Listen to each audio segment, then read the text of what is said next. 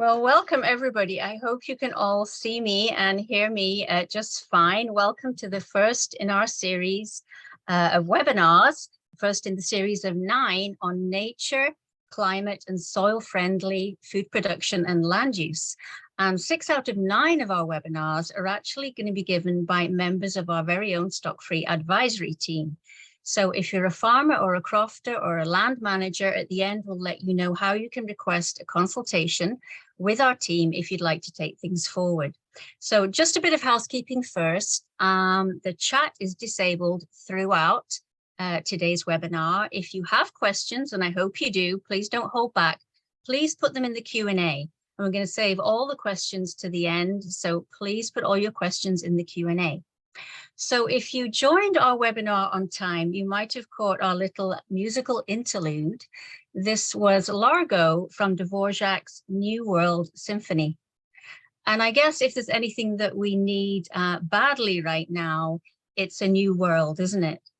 In terms of the environment, the United Nations Environment Programme just published a report last week, and they said in terms of our efforts to slow global warming, we're doing woefully inadequately. Even if all current government pledges around the world are delivered on, we're still going to see a rise in temperature of 2.5 degrees by 2030. This is dire. And as far as our food system goes, and that's the topic of all our webinars, the food system is responsible for 1/3 of climate heating emissions. So we can no longer afford the luxury of dismissing new paradigms, such as we're going to hear tonight, that promise to deliver on climate mitigation in really critical sectors. So going back to that bit of music that we heard at the beginning, Largo from Dvorak's New World Symphony, if you grew up in this country and you're sort of my generation-ish, that piece of music is associated with just one word, and that word is Hovis, or bread. It was an ad by Hovis. I actually won an award for being Britain's favorite ad of all time on television. And some of us will remember the lad pushing his bicycle up a very steep cobbled hill. Actually, it was filmed in Shaftesbury in Dorset, delivering bread, a big basket full of loaves of bread. And so bread brings us to the topic of tonight's webinar, which is grains. And I was going to say not just any old grains, but actually we are talking about old grains. We're talking about heritage grains grown continuously in a stock-free, organic and low input system. So I first heard of John Letts a couple of years ago when I read an article in The Land magazine by John. One of the things that piqued my interest there was he had been growing wheat in the same field for 6 years continuously in a stock-free organic system. I thought that was amazing. And then I heard him speak this year in January at the Oxford Real Farming Conference, where he talked about how we can grow enough grain to feed all of us in the UK without ruining our environment, without destroying the planet. And after that talk, I became a true believer in John's methodology. Recently, I heard a recording from Groundswell in 2021. And one of the things that John said in that was about rewilding the wheat field. And I thought that was extraordinary. That's revolutionary and to me an incredibly exciting concept. But John isn't just about theory. He's a farmer. He farms in Buckinghamshire. He's also advising us currently on a Balcaski landrace field of winter wheat that we got in at the beginning of September, and it's doing very nicely. And John helped us with that. So John Letts, he's a farmer. He's a former plant breeder. He's an archaeological botanist. How cool is that? He's also the creator and pioneer of the heritage grain sector in the UK and the founder of a nonprofit called the Heritage Grain Trust. John is also a major influencer of the global agroecology and the global food sovereignty movement. Please welcome John Letts. Thanks. So I'm just going to help John to share his screen now. John, on you go, see if that's going to work for you. So, okay, you mean right to the slides, Rebecca? Yeah, if you're ready, whenever you're ready, John. Well, I just want to say thank you for that marvelous introduction. I think you should just keep going. I just feel so great. Oh, good. Wonderful things. And so I appreciate that introduction. And hello, everyone. It's a great honor to speak to you all. So I'm hoping what that was just such a great introduction to the state of the world. And so I can probably skip over a couple of my introductory slides to emphasize that. But I think we all know we're in a massive crisis. And all I can do is present my view of, I suppose, what I've learned over quite a long time, I suppose, of my involvement in grain as to how the system has been broken, why it's broken, what I've learned from my research from archaeology and genetics and different things, and bring that all together, and then give you my view of one approach that I think has worked. It's certainly been working for me, and I think it's one way forward. I'm not saying it's perfect. I'm not saying there aren't ways of altering that system. There always will be. But I think there is a way of growing grain in a far more sustainable and natural way. And to me, that's going to mean using genetically diverse heritage grains. And you can do that without any animals involved in the system. And that's what I wanted to prove. And I think that ties us way back to ancient history, to archaeology, to ecology. So let me see if I can get to the slides and keep going. Wait a minute, that's not quite what I wanted to do. But I suppose it'll work. Wait a minute, I'm already stuck. No, that's not what I want. There we go. Okay, I'll start with there. I was going to have the banner. I'm not technologically terribly savvy. So as Rebecca said, I mean, I think the food production system, as we all know, is pretty much broken. And it's broken because it's so dependent on fossil fuel. And I don't think that's how nature's, the first farmers, that's not how it was when farming first began. And we were harvesting sunshine, in a sense, without fossil fuel and turning that into food. Now, the way I think of a loaf of bread, and I see all those loaves of bread on the shelves, I think of little bags of oil. We're effectively converting a barrel of oil into a quarter of a barrel of grain, which makes no sense to me.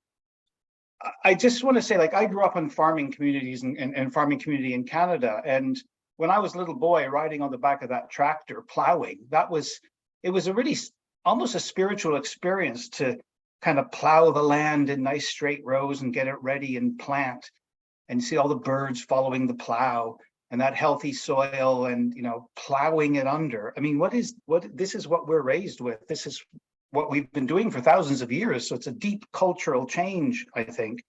And obviously the goal is to bury that surface material so that it rots and releases its nitrogen, which grows which is used for the next plant. But what are we doing here? We're completely destroying the ecosystem that's on that surface.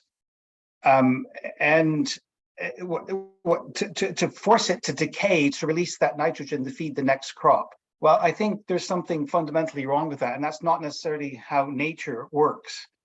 So what we've been encouraged to do, and I started off going into plant breeding many years ago now. I did a lot of genetics and botany. There wasn't room for me on the farm, essentially. So I thought, well, I'll study this. I want to feed the world. I want to produce new crops that will feed everybody. Well, I learned pretty quickly, it wasn't so much the lack of crops. It wasn't the need for biotechnology, which was just developing at that time, has turned into GM crops. It wasn't that the crops weren't good enough. We didn't need another green revolution. Began to realize the damage that the green revolution had actually created and that plant breeders had contributed to. It was the way crops are grown and how the food is distributed and waste and all sorts of other issues. So I had a radical change of direction. But basically what we're all taught is that, this is the history of wheat. The plant breeders took these very low yielding ancient grains, heritage grains, I'll come to find out a bit later. They're very tall, they didn't produce much grain, they fell over if the soil was fertile, and they said, we'll shorten them. So they did lots of fancy crossbreeding after about 1900, and they pretty much discovered hybridization. And they started reducing the height of these plants. And that extra energy that the plant didn't put into straw, it's harvesting from the sun, obviously, and instead of putting it into straw, it would push it into grain. Well, to do that, they had to hugely narrow the genetic diversity of the population so that today, every plant in a wheat field is pretty much identical. And they're all super wheats. Well, they're super wheats. They're actually not very super wheat. The only reason they're super is because you're pumping them full of nitrogen. They're actually very weak plants. And because they're so uniform, as you probably all know, they're very susceptible to all sorts of problems. Now, the only way they can grow and produce that grain is if they have massive amounts of nitrogen. And so this field, I took this photo years ago, maybe 20 years ago in Cambridge at the Plant Breeding Institute in an open day. And this was supposed to be the model of the perfect wheat crops. These varieties, these new varieties that have been produced by plant breeders have probably come and gone already, because a new variety takes 6, 7, 8, 10 years to develop. And it then gets onto the market if it's licensed. And then it's grown for 5 years. And then, I don't know, disease resistance or something kicks it off the permitted list. And it disappears. I don't even know what these varieties are. But to be honest, they're all related to each other. They're all dwarf wheats, double dwarf wheats, with that will only produce this yield when they have a massive amount of soluble nitrogen. They don't even put the nitrogen in the ground anymore. You just spray it onto the plant directly. The soil is dead. The soil is just there to hold the plant up, pretty much. And there's no life in that soil. And because they're so short, they can't compete against weeds, for example. So if you try to grow these modern varieties organically, you have a big problem. They're outcompeted by all the arable weeds that you have. And that's the key word, arable weeds. You only have crop weeds when you disturb the soil, by and large. Although the move to no-till chemical farming in recent years has led to black grass becoming a big problem. But that's also because they're still spraying glyphosate, and black grass is resistant, so they've eliminated the other ones. But if you try to have no-till with these modern dwarf wheats, well, they're so short, they can't compete against weeds. They don't suppress the weeds around them. So this is a field of, I can't remember what wheat that was, might have been a spelt wheat years ago in Wales, but he said, oh, no, I know how to grow this. So I'll put in a modern crop and not use chemicals. Well, this is what happens. So obviously it's not going to work. The problem is we've made them so short and so dependent on herbicides and fungicides because the crop is so narrow, and all these chemicals to sterilize that ecosystem and replace it by a monoculture where every plant in the field is identical. Now, this is an organic field and in the UK, and this has been our alternative, I suppose. But when I look at that field at ground level, I don't see much life in it. I see a field that's a rye crop. Sorry, I'm just getting over a fungal. I was cleaning grain and I should have worn a mask. But anyway, so apologize if I keep coughing. Anyway, the idea in this field is, again, you have a crop rotational system where you, again, fixated on nitrogen, and you grow a fertility building ley for 2 or 3 years to build up the nitrogen from the legumes, from the clover. You plow that down, you put in a monoculture of modern organic cereals. And I don't see much life here. There's no life on the ground. The soils, it's constantly tilled. Yes, it doesn't have sprays, and that's a really good way forward. And clearly I'm very supportive of an organic approach compared to a conventional approach, or of course the conventional word is now everyone uses is regenerative, which I have a little problem with, because I think if you said regenerative organic, that might be different, but that's a different issue. Any case, I think just being organic isn't necessarily the solution, but it's a step in the right direction. But I think there are more agroecological ways of doing this rather than growing just one. So I'll get it. I was going to say this a bit later, but that if in an organic system you have a 2 or 3 year fertility building ley, then you can grow one crop of wheat because it's modern wheat. It needs high amounts of nitrogen again, and then all that nitrogen is gone. So you have to go back to growing a different crop or into a second wheat that isn't going to be for milling. So you don't, an organic system basically doesn't produce a lot of wheat grain using modern varieties, like a conventional system. So what I want you to do is to think back to the beginnings of agriculture, I suppose. Now, this is a field in Berkshire, so it's not exactly the steppes of the Middle East, but that's where cereals originated. And that's what it's not that shockingly different. I worked in Turkey for 3 years, and I've collected wild cereals from the steppes and from the mountains in Turkey, wild einkorn, for example, and wild rye, Sakali montanum. And it's surprising how much wild grain you can collect. But they didn't have manuring. They didn't have plowing, these wild cereals. And when our ancestors first started collecting these cereals and domesticating them, they didn't plow, they didn't disturb the soil. They just spread the seed on the surface. And there were a lot of weeds, or some weeds, probably not as much as we have in our modern fields in many ways, but the yield was very, very low, obviously. But I'm thinking, well, that's where it all begins. So how is it that we're told today that to grow wheat successfully, you need massive amounts of nitrogen, whether that's from manure or lots of fertility building leys or straightforward nitrogen. And that wasn't the case in the past. So I was really quite interested in how the ecology of those wild grasslands worked, because really what agriculture is just tweaking that system really to make it more productive for humans. But we've tweaked it so far that we've eliminated that ecosystem that goes with the crop, the agro ecosystem. So that's why I wanted to go back to basics to understand how that system worked. And maybe we can rework it to find that sweet spot where you're not destroying the ecosystem that these wild grasses, because that's what wheat is, it's just effectively a wild grass, all the different forms of cereals. So I want to kind of mimic that natural ecosystem, but not to the point where I'm eliminating the wild part of it, but yet I want it to be productive. I do want to grow grain to feed people. We do have to feed the world, well, ourselves. We don't feed anybody in the UK, we just import.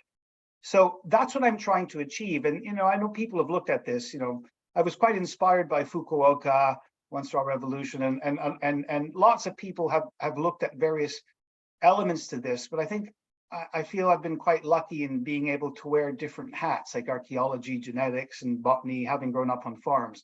So I tried to bring that all together. So the question is, where do we learn about these old, like when was the last time that these ancient types of cereals that were adapted to this very, very low nitrogen situation, sorry, when's the last time they were grown in the UK? Well, the medieval period. Have I cut his feed off in this slide? Can you see the slide okay? I presume you can. You're not going to get any feedback. So in the medieval period, people were still growing the descendants of the crops that obviously were first domesticated thousands of years ago. Crops spread out of the Middle East. Sorry. They spread out of the Middle East, came across Europe, eventually came to Britain, and adapted to the local conditions here. And it's not just that medieval peasants were short, it's the crops were extremely tall. On average, the crops were about 1.6, 1.7 meters tall. That's incredibly tall, towering over. You could get lost in a wheat field. And if you notice in this photo, he's using a sickle, but he's cutting it high on the stem, because straw is obviously a very valuable resource. It's not just to get the grain. So I'm very interested. So where do you find out about these medieval crops, except in some lovely paintings and a few medieval records? Well, I made a discovery in the early 90s that probably changed the direction of my life, and that is thatched buildings, which of course I'd never seen till I moved here in the 80s.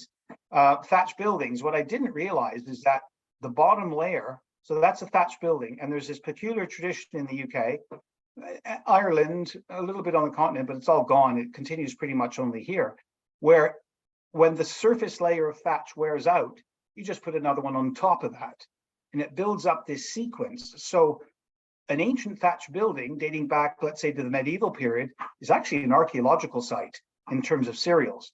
So you can excavate down the roof and come down to different layers dating right back to when that building was first built. I have examples going back to the late 14th century. And now that's an amazing record of ancient thatch. That's inside the roof, in the roof space. And that blackened bottom layer, they didn't have chimneys at the time.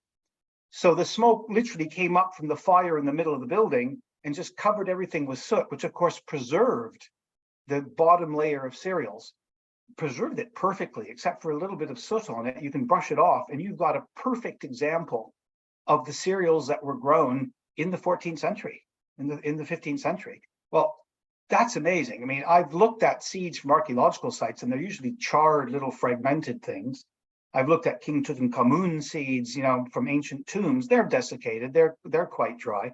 But this is an unrivaled resource, the best preserved ancient cereals anywhere.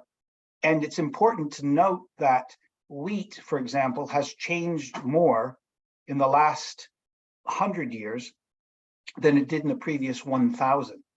So if I get wheat from 1500, I can tell you about wheat from 500 AD. How far back does the wheat I find in these buildings go? Was it carried over here by the Saxons after the Romans, or did the Romans bring it over? Is there some connection to the Iron Age? Well, we know that crops have changed. Like spelt wheat used to be grown in the Iron Age and pretty much disappeared when the Romans left, contrary to what you might read on some websites. There's no evidence of spelt wheat having been grown after the Romans. The Saxons brought in rye, although there's occasional evidence before, but it's quite hard with archaeology to be really sure about your dates and the crops because things are so damaged. But here we've got the whole sheaf of wheat, the whole crop, whether it's rye, wheat, or anything. So, and the wheat that I was finding in these roofs, I've got 200 examples of these. There's only about 250 probably in the whole country. These buildings have been stripped and re-roofed. But they are a magical resource for looking at the history of crops, but also the history of climate, really, because the crops are changing from year to year. And what you find is this amazing diversity of wheat types. Every ear in that roof is different. It's genetic diversity, like we're all genetically diverse. that's what you find. You find what are called land races, genetically mixed populations. The picture on the right has got a little grain in it. And the first question everybody asks is, oh, can you grow them from the seeds you find in these roofs? Well, most of these were, of course, threshed. They didn't put unthreshed grain in your thatched roof. But those grains are dead. The DNA survives, a lot of DNA, and we're just starting a project to look at that diversity in more detail. But you can't grow grain, sadly, from this ancient thatch. So, but you've got weird types of wheat, like the ones on the left, that shortest one, that clumpy one, is rivet wheat. Now, according to the books on botany, a dense-eared rivet wheat was a completely different species of wheat that was introduced in the Norman period, from what I can tell. That type of wheat, a dense-eared version of that, never evolved, and yet we find it in these roofs. So there was just huge diversity in this, and that gave the crop massive resilience. Because how medieval farmers worked is obviously they saved seed from year to year. They didn't run down to the local seed supplier and get some super modern monoculture. So by saving seed from year to year, they're saving the evolution of that crop. So every plant in the field slightly different, because the crops that first arrived here, 5000 BC, 4000 BC, were themselves genetically diverse. And those landrace populations spread all over the country, and there are different conditions. So nature imposes different pressures. In some areas, the soil's lighter or heavier, or it's a bit wetter, a bit colder, a bit hotter.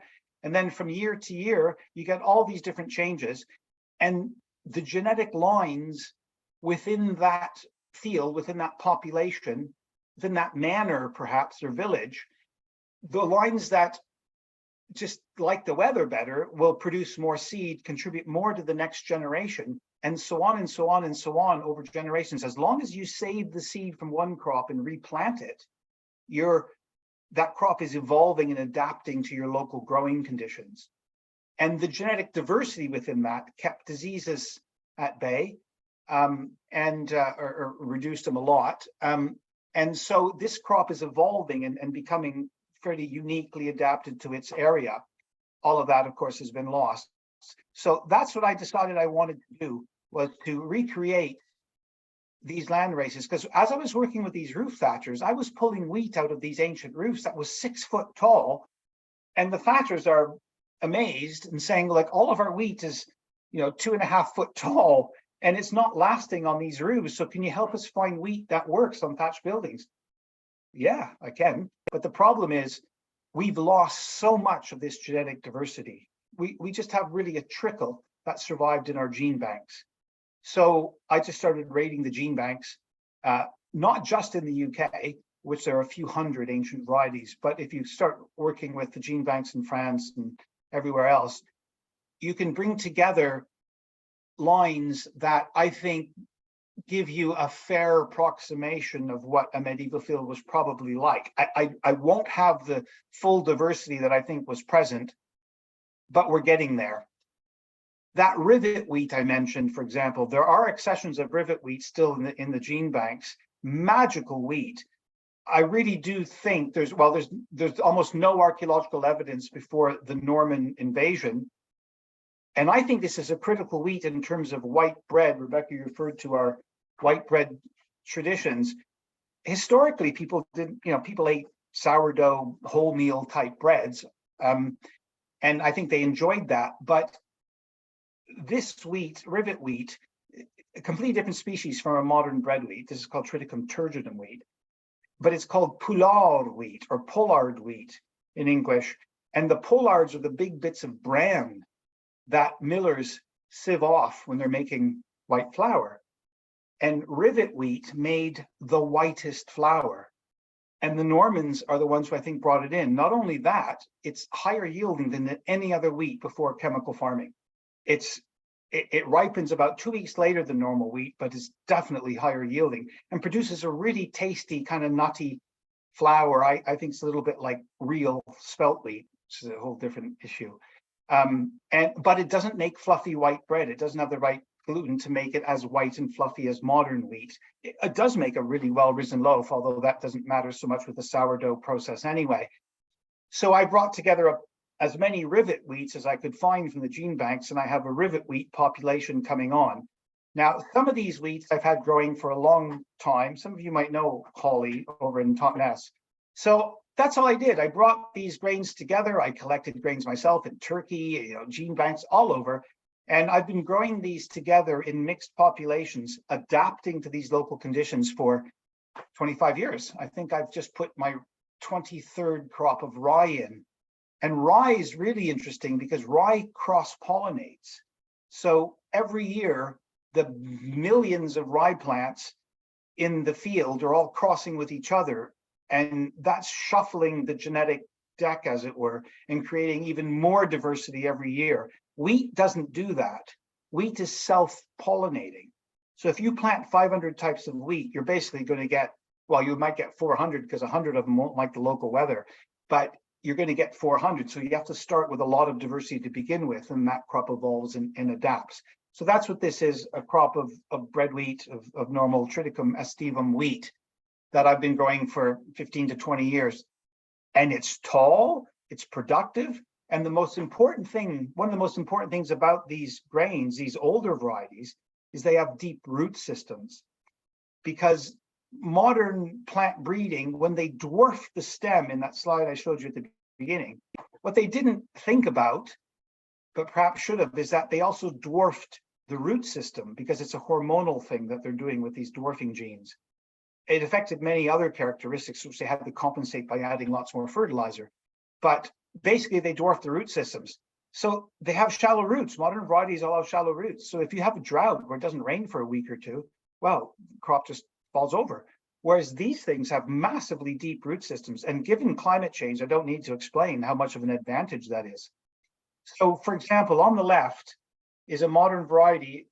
The far left is I think that was what we're having droughts every year now. I'm losing track, but 3 years ago, there was a drought, 3 or 4 years ago. Anyway, that's a modern variety called Skyfall in my right hand on the left. And then that's my population of wheat of heritage grains in the right. Well, I think you can tell which one, first of all, is absorbing more carbon. And if I use it appropriately, would be sequestering as much more carbon. The yield of the grain yield was higher, but look at the straw yield.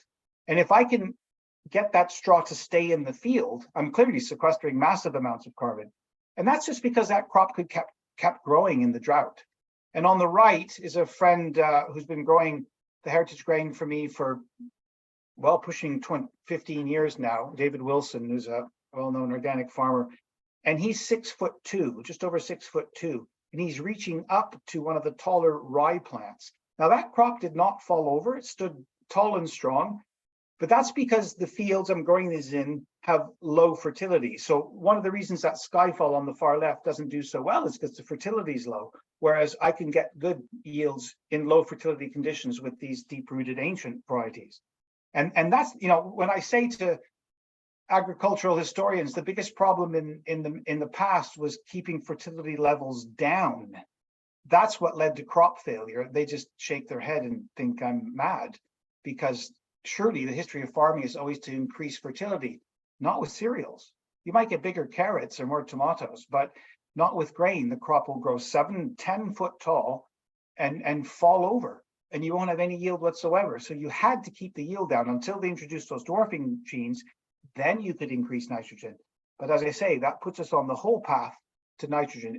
And if you go down that path, you're going to get away from ecological grain production, in my view. So the question is, does this work? Does it produce grain that is useful for humans, that is economically viable? Because in the end, it's got to work. We've got to produce grain to feed people. It does. If anyone's gone to Oxford, one of the best bakers in the country, I'll shout out Kate Hamblin at Hamblin Bread on the Iffley Road. Amazing bread. She's using all my flour, and it's beautiful bread. It's beautiful modern style sourdough, and it works. I know it works. Award winning. I also know it works to make some beautiful booze. People might condemn me for supplying grain to make booze, but if someone wants to spend £100 or £50 to buy a bottle of whiskey made from heritage grains that I can then use a lot of that profit to further my research, I'm going to do it, because I academia 20 years ago, no one was interested in the work I was doing. In fact, they were condemning it and pushing me towards GM crops, which I refused to do. So I left academia, and then you have to make it work on your own. And that's what I've done. It makes lovely beer. Beer is just grain soup. I think beer is acceptable. Anyway, it works. It's award-winning. These grains are useful. And it also works for things like pasta and flatbreads. That's from heritage grain I've grown. So I know it works in terms of products. I know it works in the field in terms of yield. So the key is, how does this contribute to sustainable grain production, and particularly in the context of tonight, a stock-free farming system? So, whether I set out deliberately to get rid of animals in the equation, I didn't particularly, but what I wanted to show is that, like in nature, you don't need animals to grow grain. And my goal is to stop chemical grain farming. That's the goal I set myself many years ago. And what I wanted to demonstrate was that there are ecologically sustainable ways of growing grain that don't require animals in the sense of grazing or manure. And that key issue was that don't need massive amounts of nitrogen. I'm belaboring the point perhaps, but I want to make sure that you can see where I'm going with this. So as a combine harvesting the crop, I get massive amounts of straw from those tall crops. Well, most farmers say, great, straw is really valuable. I can put it under my cows, and they can create lots of manure. And then I spread that manure back on the field, and all that nitrogen comes in. And then I can grow my modern, high nitrogen demanding modern crops and have a massive yield. Yeah, you can do that. You're losing lots of ammonia, all the problems with manure, fossil fuels and moving it, collecting it, all of that, and the soil is pretty much dead. Well, I don't want to go down that route. And even in that modern organic context, like I said, the approach in modern organics is to grow 2 or 3 years of clover grass lay to build fertility. But I'm talking a 5-year rotation, 2 or 3 years of fertility building lay, which is grazed perhaps or cut for hay or whatever, but it builds nitrogen from the clover. Then you put in 1 crop of modern wheat, and you grow, if you're lucky, you'll get about 2 tons an acre, let's say, often less than that. And then all that nitrogen's gone. So in the second year, you might grow some barley, maybe a feed wheat, but that's all fed to animals again. Well, I think animals should eat grass if they're going to eat anything. And if you have them. So 2 tons every 5 years is not a lot of grain. Organic farming is all about livestock production. We import most of our organic flour. Organic farmers grow cows. So that's not enough grain for me. And yet I don't want to grow it conventionally, because in a conventional system, every 5 years, you might grow perhaps 3 crops of grain, and you might get just over 3 tons using chemicals, fungicides, herbicides, all of that. You can get record yields. You can get 7 tons 1 year, but especially given the climate, crops are failing all over the place. So let's just say you get 3 crops in a conventional system, that's 15 tons at the expense of destroying the planet and poisoning our food. The organic approach is, healthy, tasty grain, perhaps, although they're modern varieties, so I don't think they'd be as nutritious and tasty, but you'll get 2 tons. Well, where's the in-between? And I don't want to take this straw off and put it under cows. I want this to rot and decay, feed the worms, feed the soil, sequester carbon, actually absorb carbon from the atmosphere. So I don't like cutting it low, as this combine's done, but there was so much I couldn't convince the farmer to do anything else. So this is the approach I developed, partially by accident, partially based on people like Fukuoka and Bonfils and a whole bunch of different sources I've thought about for 20 years. Kind of started, I had an old combine with holes in the threshing drum, and I lost a lot of grain every time I harvested. And that grain fell onto the ground and just started growing again. And I'd spread a lot of clover out. De facto, I had a wheat field without even planting it, where the wheat had just fallen on the surface, basically broadcast into a base of clover, an understory of short white clover, not red clover, but short white clover. So all I've done is made that a little bit more formal. Now, people talk about living mulches.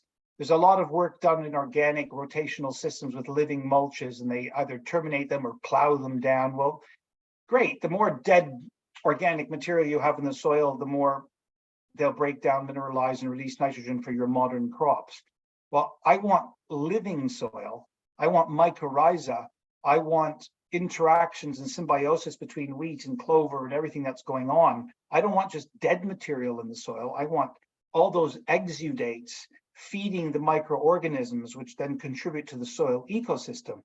So here's a crop of a mixture of emmer and spelt wheat I grew in Oxfordshire last year, with an understory of short white clover. Now, you could walk through here and it was buzzing with bees, loads of wildlife in here. And the crop did really well. I would harvest that about halfway up the stem. So I'm harvesting the grain, and that first harvest of straw is all chopped and falls onto the clover. All that breaks down. And then what I've discovered you can do now, this is just an approach. Like I say, this needs to be worked out in different ways on different farms. Some farms have direct drills and they can drill directly into this clover. In some cases, we've broadcast into this clover. But the trick is you then come by and you mow that stubble, which does relate to what Fukuoka did a little bit in his rice fields, if people are aware of what he did. Anyway, you mow that down. So you do have to manage that clover to some degree. So that's what I'm doing here. So you can then mow that field, and all that chopped vegetation creates a mulch over the seed that you've broadcast or drilled. And that keeps the moisture in, keeps the pigeons away, and the crop grows up again. There's no tillage. And I don't do anything else. I walk away and I come back next year and harvest the crop again and do it all over. Now, there's a bit of fossil fuel in this tractor, obviously pulling, mowing. Now, you could do it in different ways, but and some farmers at this point want to put their sheep on. Well, I don't want that, because the sheep are just speeding up the digestion of that vegetation and raising nitrogen levels. Whereas I want a slow release of all this decaying vegetation to slowly and gradually feed the crop as it grows. In fact, I'm a little bit worried about having so much nitrogen just from the clover, because remember, these crops are very sensitive to nitrogen. They'll grow too tall, and it may be that I take a little of that clover off somehow. I don't want to recommend grazing, clearly, but if I take a crop of straw off for thatching crop, for example, well, I feel okay about that. So there's much to learn about the management of this crop, but basically I wanted to demonstrate that you don't need to plow, power harrow, put fertilizer, put manure, do rotational farming to grow grain crops. Well, the trick is, what's the yield? Well, I've described conventional farming as producing, let's say, 15 tons of grain in a 5-year rotation. Organic might produce 2. Well, I get about 1.1, 1.2. I think I can get 1.5, particularly if I grow that rivet wheat. And I'm moving towards that with some research I'm doing. But let's say I get 1.2 every year. Well, 5 times 1.2 is 6. So I'm getting 3 times the yield of an organic system in terms of grain, and without any livestock. And that's just fine for me, because I want to produce grain and stop chemical grain farming, which is causing so many problems. And I don't want animals in the system. And so I'm producing 3 times an organic system. And depending on how much the conventional system is, I'm getting close. A lot of farmers are only growing 2 cereal crops in a 5-year rotation, or their crops are failing and they're not really getting a good yield of 3 or more tons. So I'm getting close, but the point is, I'm not destroying the planet doing it. I'm nurturing biodiversity. I'm feeding the soil. I'm producing nutritious crop. I'm not pushing the system to produce 5 tons an acre. And you talk to farmers and they say, John, you're such an idiot. 1.2 tons, you cannot be serious that you think these crops are useful. I get 5 tons, particularly plant breeders and plant scientists, in general well, anyway, so they just laugh at it. But when you add up the figures, it's different. And when you talk to a farmer, what counts is his costs in the end of what's in his pocket. So if you can get a good price for heritage grain and only have to harvest 1.2 tons, rather than work your butt off to grow 5 tons an acre and then sell it for almost nothing. Remember, 60% of farming it runs on subsidy. I mean, what we're doing today is completely uneconomic, only because we've externalized all the destruction of the environment, the impact of sprays and fossil fuels and all that. It's obviously not working. Well, this system works, but it works at a lower yield, a lower impact on the environment, but better quality grain that makes really delicious sourdough. There are issues if we're going to implement this in terms of equipment. This is my 1895 Gooch & Son winnowing machine I found at the back of a friend's barn, which I clean most of my grain on, but I'm now growing a lot. This is now I'm using almost in a crop development level, but until recently, this is how I cleaned all of my grain. And it's a wonderful machine. I should really show you a video of it working, but it's the only one in the country, I think, that's still working. Wonderful machine. So small scale technology is available in places like China, India, and all over, but we've just gone to scale, monster combines that can't get down the road, a lane. And, everything is just centralized into giant grain stores. Well, we're obviously, if we're going to have this type of system that's decentralized and a bit more benevolent in an ecological sense, I think we need to think about decentralizing the whole economy, the whole grain production system. And, we're inching forward with local artisan bakeries, all these types of things. But it's going to be interesting given land concentration in the UK and the way the system works. But there is kit out there, harvesting machinery, small scale stuff, which again, I'm going to be working on in the next few years.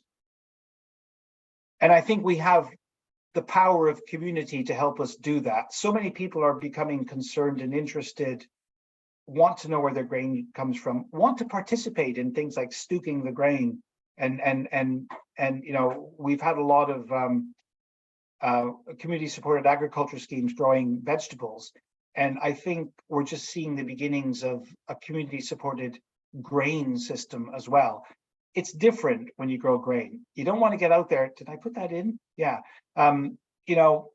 Scythes were generally used to cut grass to feed animals. In America and a few other places, they were used on the prairies to cut grain, but you really have to know how to use it. In general, a scythe in the UK was never used to cut grain, but now everyone thinks, we're going to have scything projects to produce grain as a community. Well, wheat and rye were bread crops, bread corns, and they were cut with a sickle because they were so valuable. Barley and oats could be cut with a scythe because they were drink corn or animal feed. But there are things we can learn to do stuff. It's just, it is a chore. So for anyone listening who wants to grow their own small plot of grain, it's not I strongly support it, but it's not easy. The back-breaking work required to grow even a quarter acre of grain is enormous. And a quarter acre of grain might grow 300 kilos, if you're lucky, of grain. Now that's 600 loaves of bread. That's good. That's really good. But the threshing, the milling, all of that. I understand why we have technology. I'm not against technology, and I'm not against the use of science in an appropriate way, genetics or anything else. But obviously, it hasn't been. It's been used for other purposes. I'm going on now. I just want to put this in to say, beware. There are many people out there saying they've got the solution to sustainable grain production, and hey, you may say exactly that about me. I try to be transparent. I need to publish more. I need to do more, but I'm getting there. But there are people saying, we have the solution. We can grow grain while preserving the wildness. We can wild farm it. And I would say, really? I've been into your fields. And as far as I can see, this doesn't work. If you get 100 kilos an acre, to me, and you've spent a lot of fossil fuel trimming the grass in between the rows, it's a carbon positive grain, not a carbon negative grain. But there are, many approaches. Great, let 1,000 flowers bloom, but I think you need to be transparent with what you're doing. I think we need, if you're going to claim something as super carbon negative, you should be able to stand by that. So if anybody has any criticisms about anything I've said, please let me know, and I'll try to take it on board. So the last few slides, I just want to leave you with the thought that the key to all of this, the key to sustainable food production, certainly sustainable grain production, is genetic diversity. In diversity, there is strength. I refer to the rainbow of genetic diversity because if you think about whatever crop you're dealing with, in this case, clearly corn, I basically spent 10 years developing a mixed population of corn to make polenta, tortilla flour, but also makes a lovely bourbon whiskey. And you know, the diversity in corn, because it cross-pollinates, is enormous. So if I took one seed, one blue or red seed, and I did that for 10 years and selected only for that color, I could create a pure yellow variety or a pure red variety. I don't really want that because all this diversity gives the crop resilience, and it also gives the crop flavor. And I think of genetic diversity in these populations like a rainbow. So if every plant in the field is slightly genetically different, it's like the different wavelengths in a rainbow. Not just the main colors, but even within the color, you have shades of red and shades of blue. Every one of those wavelengths plays its role in the rainbow of resilience. I've never said that before, the rainbow of resilience that we need in our crops. And it also contributes flavor in the same way. So I want the full rainbow of flavor, the rainbow of genetic resilience that allows the crop to deal with changes in climate that are clearly coming on. The torrential rain I had today here at the farm in Buckinghamshire was just shocking. I've never seen anything like it. It knocked the guttering off. So it's coming. We have to adapt our crops, and we have to think about crops like maize, for example, because we're having droughts all the time. You know, we've been growing maize in the UK for 500 years. When does it become a traditional crop? So there's a lot coming, and humans have been very adaptable, but the key to adaptation and evolution of crops is genetic diversity. And there is still some diversity out there. UK was the first to lose so much of this and industrialize our food systems. It's a mixture of spelt and emmer wheat. You hear a lot about spelt wheat, for example. Well, the spelt, I'm afraid to say, the spelt on the shops is almost all a modern hybrid wheat that I don't see as very different from modern bread wheat. It's just been massively hybridized. It's now a short commercial crop. I went to the gene banks all over France, Germany, the world, and I got almost 400 varieties of real, ancient, unhybridized spelt. And I brought them together in a population, which I want to sell as real spelt, which is what it is. So that diversity still exists to some degree in the gene banks. And the safest place for it, in my view, is in farmers' fields.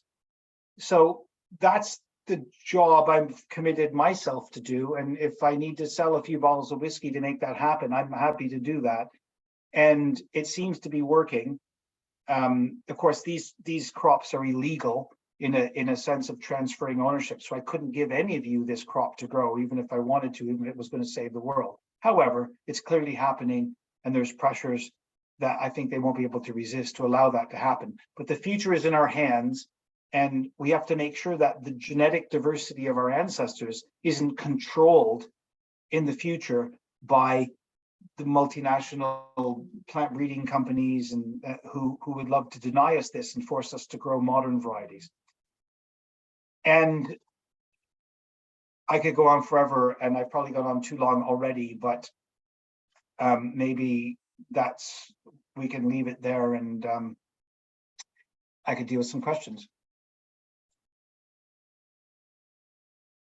I hope everyone heard that, and I wasn't like disconnected and didn't know it. No, great. Thank you, John. That was amazing. We heard it loud and clear. Very, very inspiring. And thank you so much. And I'd happily listen to you go on and on and on, but we've got one eye on the clock. So Sam, do we have any questions in the Q&A? We don't have any questions yet. Okay. Although I do have a question in the meantime anyway. Obviously you've done work with varieties of wheat.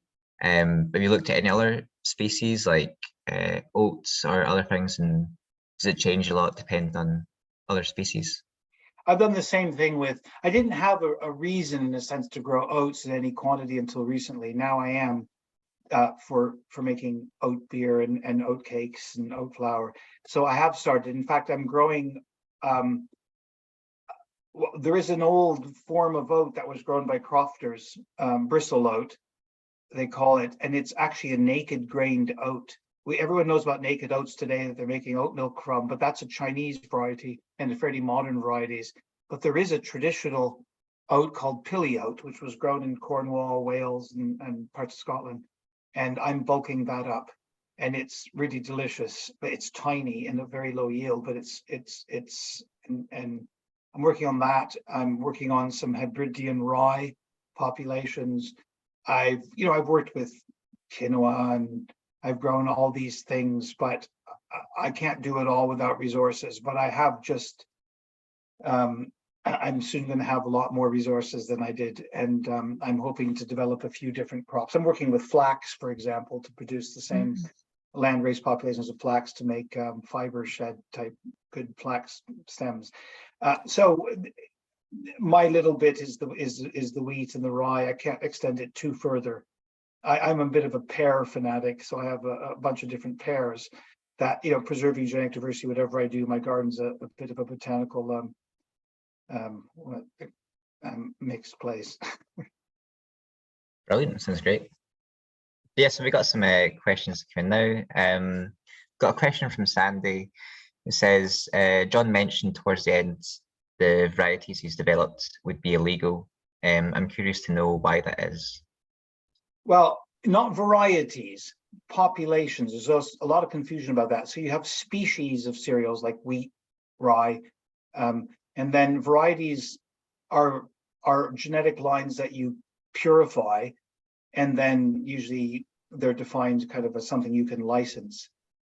There's a lot of legislation to basically allow you to, it's a form of patenting of a variety. If you spend 8 or 10 years genetically purifying and creating a new variety, you've spent millions to do that. They give you a patent right on it. That's the national list of permitted varieties, and those are the only varieties in the UK, used to be EU but now UK, that you're allowed to market the seed of, to sell the seed. And marketing is defined as giving it away, swapping it, selling it, any of that. Any exchange of genetic material of a variety that is not on that permitted list is illegal.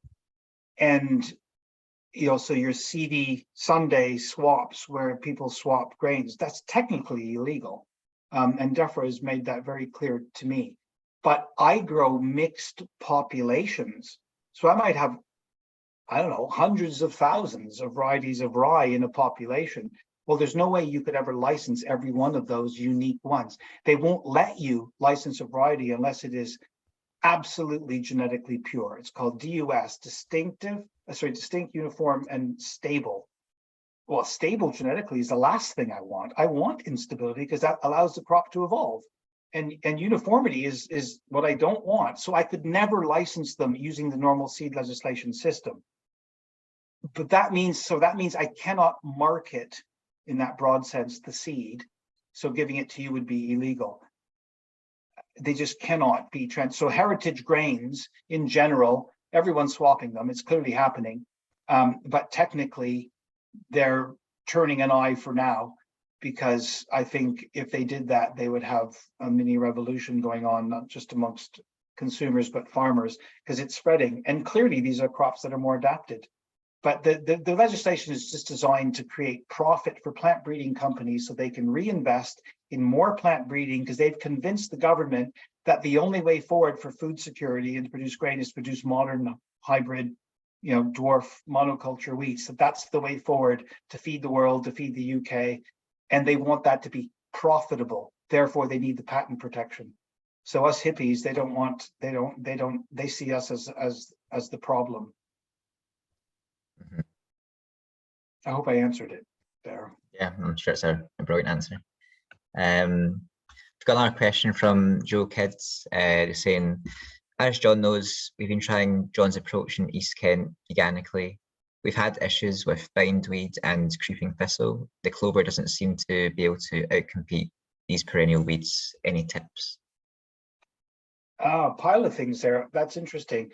What I know how bad creeping thistle can be. Bindweed I've never had a problem with in any of my fields. I suppose it depends on things like, partially it's about patience, because most weeds can't, one, they struggle to compete in a dense, tall stemmed crop. So it's about having good crop establishment.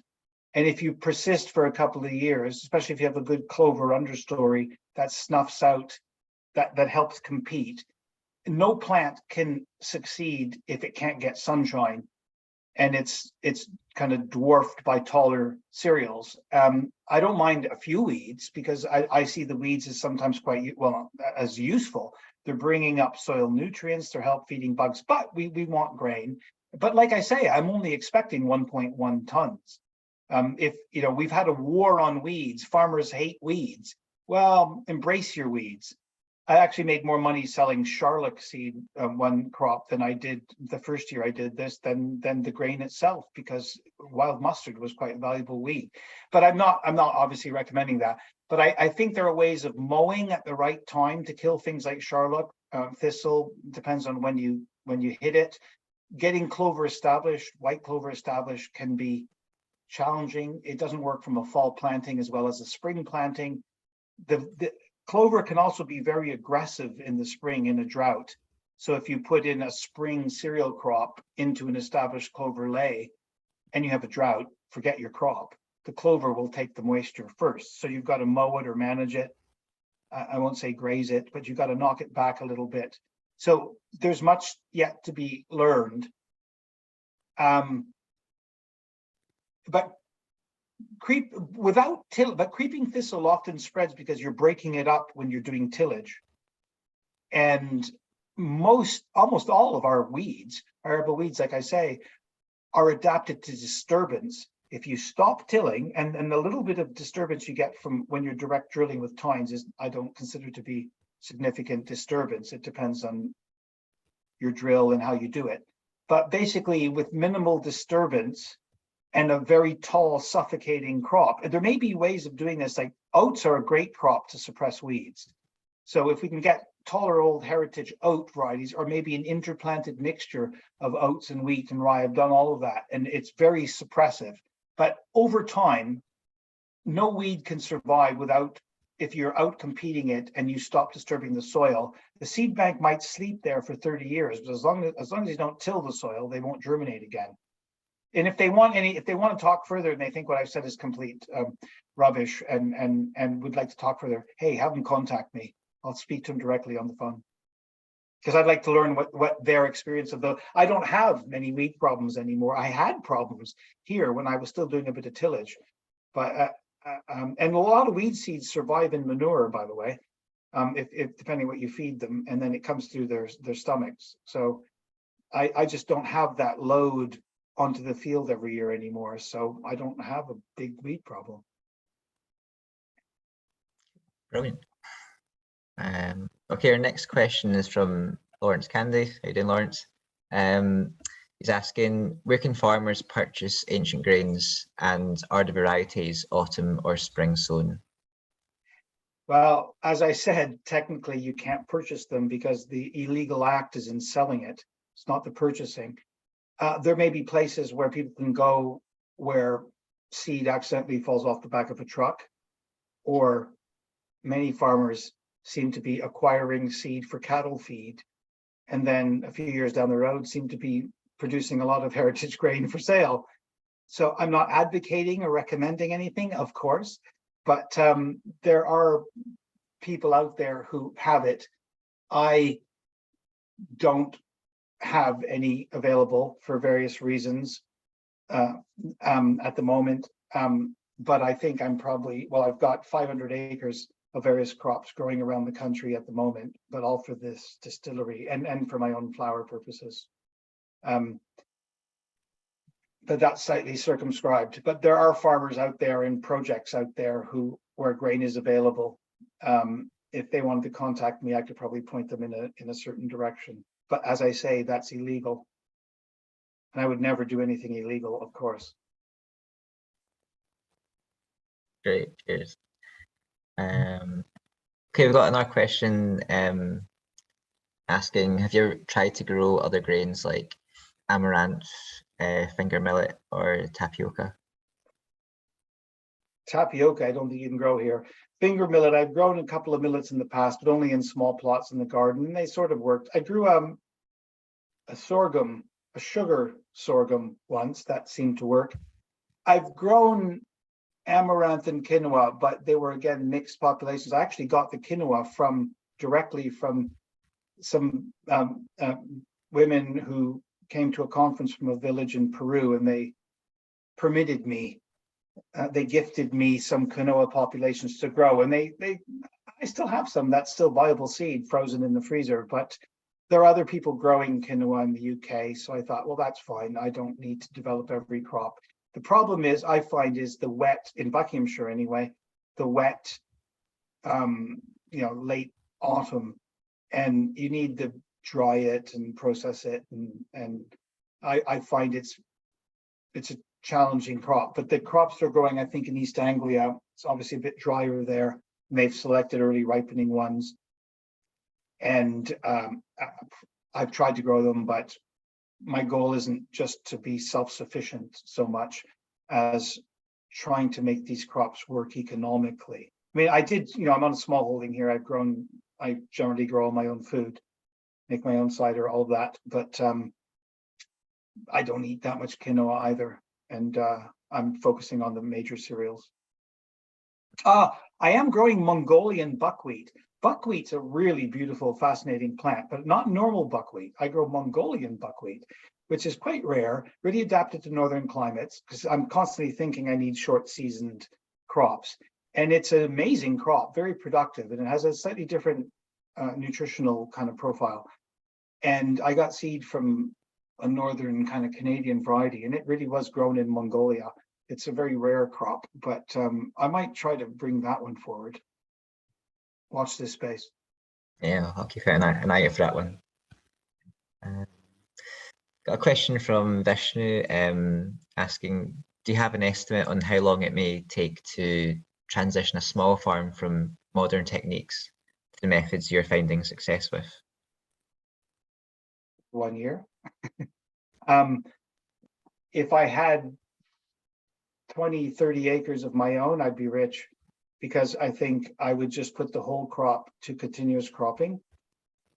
If let's say you had 50-acre farm, I mean, there aren't any small farms, there are very few small farms, we all know. A modern grain farm, I think the cutoff for modern grain farming is something like 1,500 acres to make it viable, given the cost of your machinery and your storage and all that. Well, very few of us have 1,500 acres. Land is so concentrated in the UK. But if you have 50 acres, how can you contribute to the grain economy? Well, if you follow an organic rotational system, you're only by law allowed to grow 10 acres because you have to do it rotationally with 2 or 3 years of clover lay. And then, as I say, the 1 year of wheat, and then another alternative crop. So you'd only be producing 10, 15 tons every year off 50 acres. Whereas if you're doing it this way, you could theoretically get 60 tons. That makes it economically viable to grow. That's a lot of grain. Actually, that would support 3, 4 small artisan bakeries in your neighborhood. That's how I view it. So, and you could have a viable farming enterprise growing heritage grain without having to have animals in that system. I don't want them necessarily, and you need all the equipment and animal handling. So a small farm, I think there's a chance that it would be viable, because it costs money to put in grain bins and to maintain an old combine harvester. I just sold mine about 6 months ago, so maybe I'm not a farmer anymore. I no longer have a combine. But I think growing heritage grains, which clearly are a niche market right now, but a viable one, I think it's easier to make that work on a small farm than any other kind of farming. Well, vegetables are obviously quite profitable, but they take a lot of labor. But you could have a low input kind of natural farming method farm growing heritage grains that would work on a small scale. You know, an artisan bakery might use up, well, I say this is very, very general term, but let's say you need 10 tons. 10 tons of flour is quite a lot of bread. And that's 10 acres. Well, that's kind of doable with small kit. Again, don't know if I answered it properly, but that was I'm sure it's very that was my attempt. Next question is from Tom Reed. He asks, do you think there will come a time when you can patent your varieties, or is that something you wish to avoid? I have a fundamental problem with the concept of patenting or registering any variety. It's a hard one because if you spend 20 years developing a mixed population of rye, and I know how much time I've spent on that, threshing it by hand, harvesting it by hand, 20 years, and then someone comes around and says, hey, can I have that? I'll give you 50 quid. You go, especially if it's a big farmer or a big milling company who said, oh, we want to grow this and we'll make millions on it. Thank you very much. But, and this has happened to me, both milling companies and big farmers have said, thank you for that grain. We're taking it. And I had to fight tooth and nail to try to keep control, because the only way I could make any money on this is with a small royalty, because there's no publicly funded plant breeding. So how do I make a living? I don't have 1,000 acres to corner the market in heritage grains. I don't have a mill that can distribute it around the country.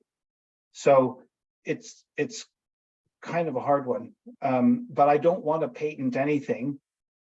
In a sense, I'm protected by the seed legislation because you can't transfer ownership technically. On the other hand, I want everybody to grow this. But the point is, most of our farmers who grow grain have 1,000 to 2,000 acres. So what's the market for heritage grain in the UK? Probably about 500 tons. Well, I'm growing that for distilling, but even if you said 1,000 tons, that's one farm in the whole country can corner the entire heritage grain market in the UK right now. All they need is a seed. And what does that mean? The impact on all the small farmers out there who are interested in growing heritage grains to supply local markets. To be honest, a local bakery will say, well, I can get this flour from my local farmer, but it'll cost me 50p more a kilo because of the small scale and the local decentralization. It's milled by hand and all this stuff. Whereas you can just go to a big commercial mill and say, that's heritage grain, and it's 50p cheaper. And most bakers, I'm afraid to say, will buy the commercial stuff. So the market is fragile for heritage grain, and I believe in that decentralized model approach. So I want the grain to be out there to everyone. On the other hand, that means I have to do it. And I do have a milling set up here, but it's a real struggle. I've been doing this for 25 years, and I have to say I haven't made any money from it. It's been a labor of love. I have some great grain populations, which some people have wanted and could be very useful. And at some point in the future, I can see that being made available. But at the moment, we all need to pay our bills. And whether it's stock free or heritage or whatever, it has to work to some degree, unless you're just happy to be self-sufficient, which is fine. But I want to stop chemical grain farming. So I have to make this work at an economic level for everyone. And I'm actually so in summary, I'm protective of letting my grain populations out in order to keep it within that decentralized alternative world, rather than allow it to become a commodity. That's my great fear, is that the heritage grain will become a commodity. There are people right now growing heritage grains in the south of England using lots of fertilizer, using growth regulators, using herbicides, and marketing it as heritage grain. That's an insult, I think. If they deregulate the legislation to allow populations to be marketed, these mixed populations, lots of plants in one field, great. But then there's also a lot of misinformation out there, I think, about what a population is. There are a couple of modern hybrid monoculture populations being grown and spread out there, and people are claiming it's heritage. Well, heritage to me is non-hybridized. It means genetic diversity, and it means a crop that's connected to our ancestors without fancy hybridization and selection. And that diversity, like I keep stressing, gives it resilience. So if the regulations change and allow me to license a population that allows that to be perpetuated, but the problem is if a farmer gets my 10 kilos of my seed, well, they're never going to come back again, are they? They're just going to grow it, which I want them to do. But how do I make a living? It's a hard one. But the trick is to make a living in a different way and then to give the seed to everybody. But it's kind of like nurturing seedlings in a sense. They can easily be swamped by taller crops. So you have to, I think we need to nurture this market. And I see, to be quite honest, the stock-free farming part of this as a really important, because they're a committed and dedicated market for people who know what they want. And the people I've seen are doing veganic farming. They're quite committed and they believe in changing that system, not just in getting the cheapest flour they can to make, animal-free flour bread. I hope that made some sense. Yep, definitely.